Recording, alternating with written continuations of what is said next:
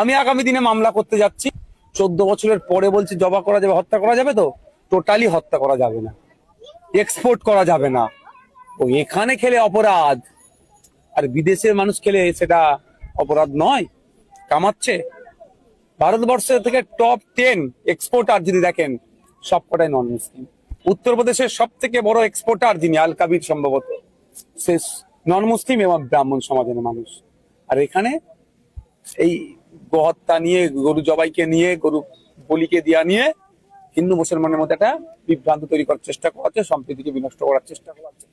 পশ্চিমবাংলার মুসলিম সমাজের একটা হেভি অংশের মানুষ এবারে তারা ডিসাইড করে নিয়েছে গরুকে তারা জবাই করবেই না। 14 বছরের ঊর্ধ্বে নিচের কোনো প্রশ্নই আসছে না।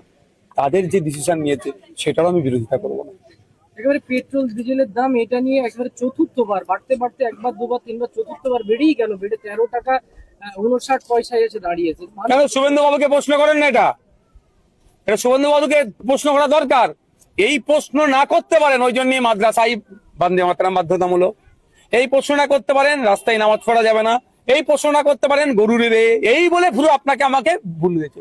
প্রশ্ন করাতে হবে, শুভেন্দু বাবুকে জবাব দিতে হবে। এখান থেকে আমি প্রশ্ন করছি, শুভেন্দু বাবুকে জবাব দিতে হবে। আপনি বলেছিলেন যে আমাদেরকে ক্ষমতায় নিয়ে আসুন, অর্থাৎ বলেছিলেন তিনি বিজেপিকে ক্ষমতায় নিয়ে আসলে, ওনাদেরকে ক্ষমতায় আনলে দিল্লি উত্তরপ্রদেশের মতো পেট্রোলের দাম হবে। আজকে কেন হয়নি? এই প্রশ্নগুলো করতে হবে। আমি প্রশ্ন করছি, অন্যদেরও বলবো প্রশ্ন করুন শুভেন্দু বাবুকে। কেউ প্রশ্নের ঊর্ধ্বে নয়। দেশের আইন বিচার আদালত আছে, যেমন দেশের গণতন্ত্র আছে, সংবিধান আছে। হ্যাঁ, প্রশ্নের স্বাধীনতা বজায় রেখে করতে হবে। এই প্রশ্ন না করতে পারে আপনাকে আমাকে অন্যদিকে মাইন্ডকে ডাইভার্ট করে রেখে দিয়েছে। বাড়তেই থাকলে মানুষ কোন জায়গায় পৌঁছবে, মানে এই আর কোনো সুরাহা মিলবে বলে মনে করছে? হিন্দু খাতরে মেহা বলে তো ভোটটা চেয়েছে। হিন্দু ভাইদের কি খাতরা থেকে উদ্ধার হচ্ছে? যে আমার সমাজের হিন্দু ভাইরা খাতরা থেকে উদ্ধার হতে গিয়ে 113 টাকা পেট্রোল কিনতে হয়, আমার নওশাদ সিদ্দিকীর কষ্ট হবে না? কারণ আমার অন্তত হিন্দু ভাই আমার সমাজের খাতরা থেকে উদ্ধার হোক না। এরা ফেলিওর হচ্ছে। আর কিছুটা দিন, আগামী দিন দেখবেন আর্থিকভাবে ভারতবর্ষ কোন জায়গায় গিয়ে দাঁড়াচ্ছে।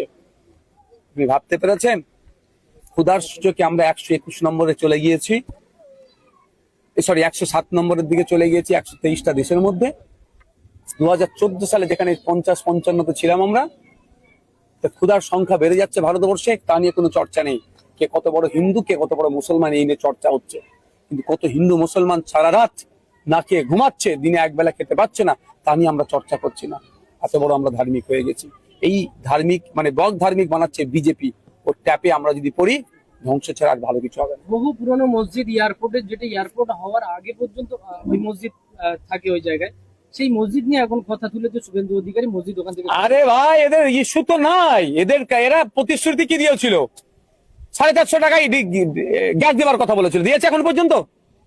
পেট্রোলের দাম কমাবার কথা বলেছিল, চাকরির কথা বলেছিল, সরকারি কর্মচারীদের ডিএনএ কথা বলে, সব ব্যর্থ হয়েছে। 15 টাকা ইস্যু করতে হবে, মানুষকে তো মজিয়ে রাখতে হবে।